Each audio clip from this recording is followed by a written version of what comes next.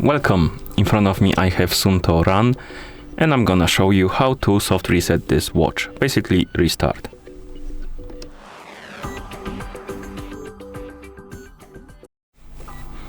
First we need to wake up the screen on our watch, and you can do it by pressing the crown button. Once you wake up the screen, you need to press and hold the crown button to open the settings. In settings, find the option called General and tap on it. Here, scroll down through the menu and look for the option called Restart. Once you find it, tap on it of course, and then press the upper button to confirm, and wait until the rebooting process is complete.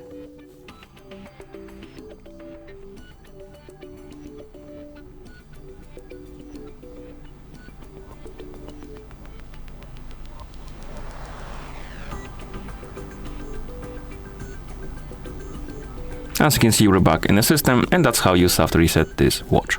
Thank you for watching. If you found this video helpful, please consider subscribing to our channel and leaving the like on the video.